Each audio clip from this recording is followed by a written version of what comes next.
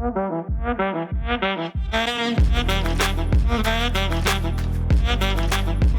l'Afrique aux Africains, l'Europe aux Européens, l'Amérique aux Américains, l'Asie aux Asiatiques. Ce sont les Asiatiques qui ont développé l'Asie. Ce ne sont pas les étrangers qui sont allés développer l'Asie. L'Amérique a été développée par les Américains. L'Europe a été développée par les Européens. Et donc l'Afrique aussi sera développée par les Africains. Rassurez-vous les gars et rappelez-vous que l'Europe est un continent qui a connu plus de guerres. Ils ont connu la Première Guerre mondiale. Ils ont connu la Deuxième Guerre mondiale. Mais nous, sur le continent africain, nous n'avons pas connu de guerre mondiale. Nous avons certes connu des pertes en vies humaines. Nos aïeux sont allés combattre pour une cause qui ne les concernait pas. Ils sont morts. Nous en sommes conscients. C'est le poids de l'histoire que nous portons. Mais l'Europe a été détruite, d'accord, par des bombardements de leurs propres frères européens. Mais lesquels ont reconstruit l'Europe? Ce sont les Européens. Ils se sont relevés après la Première Guerre mondiale. Et ensuite, après la Seconde Guerre mondiale, ils se sont relevés. C'est à nous aussi de relever notre Afrique. Aujourd'hui, nous crions ça et là. Certains jeunes aujourd'hui félicitent les putschistes qui prennent le pouvoir dans des pays africains. Nous en sommes fiers parce que ceux qui sont là étaient, comme le disent les populistes, c'était des marionnettes des étrangers.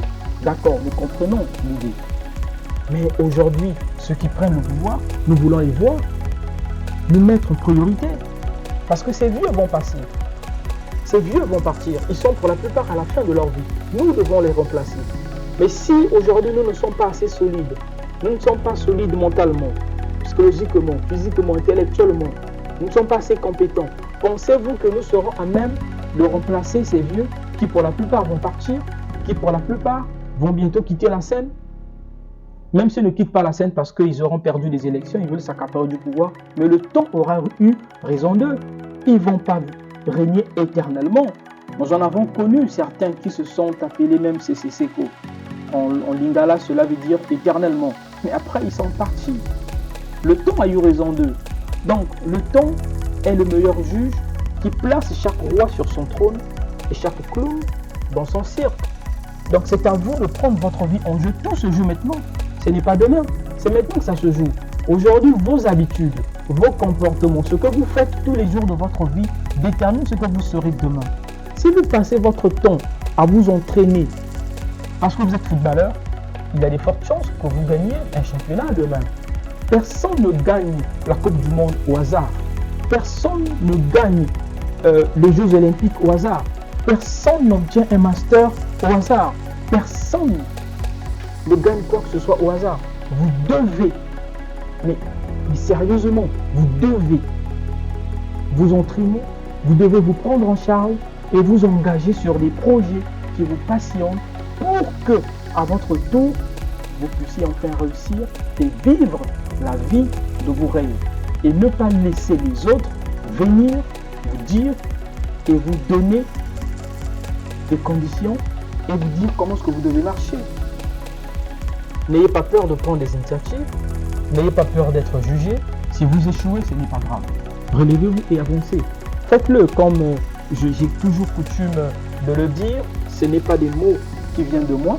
Je l'entends tout le temps parce que c'est auprès d'une personne que j'apprécie. Voilà, beaucoup.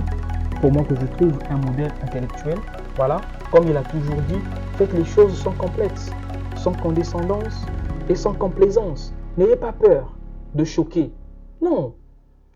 Aujourd'hui, nous avons toujours essayé des modèles des autres à faire le copier-coller. Nous prenons, nous faisons le copier-coller. Mais cela ne concorde pas avec nos réalités d'Afrique. Cela ne concorde pas avec nos mœurs, avec nos us, avec nos habitudes. Nous avons notre façon de réfléchir. Nous avons notre façon de faire. Lorsque les colons sont arrivés en Afrique, ils sont venus trouver déjà une façon de vivre avec une certaine hiérarchie. Comment s'étaient dirigés nos royaumes? Le royaume du Rwanda à l'époque, d'accord, mais aussi le royaume du Congo. Lorsqu'ils sont arrivés, il y avait un chef, il y avait un royaume, et il y avait une certaine façon de gérer l'économie. Nos économies étaient gérées.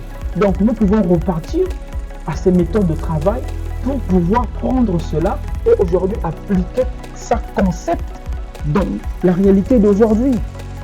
Mais aujourd'hui, dire que nous allons copier comme font les autres, je ne pense pas que cela va profiter aux Africains.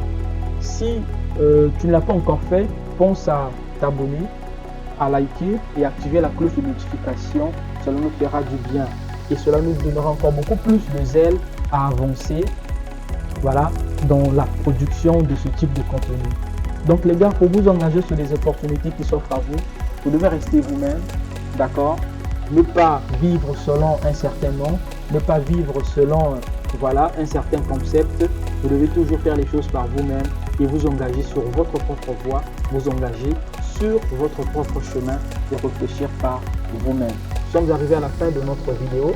Nous vous remercions de l'attention particulière que vous nous offrez en visionnant nos vidéos, en regardant nos contenus, en les partageant, en likant. Cela nous fait énormément plaisir et nous vous invitons à liker, à partager autour de vous et partout en Afrique, mais aussi ailleurs dans le monde, afin que le plus de jeunes soient touchés et qu'ensemble nous puissions développer notre Afrique. Dieu bénisse l'Afrique, notre Afrique. Quant à moi, je serai ravi de vous retrouver la prochaine fois dans une nouvelle capsule avec toujours le même zèle. Merci et à très bientôt.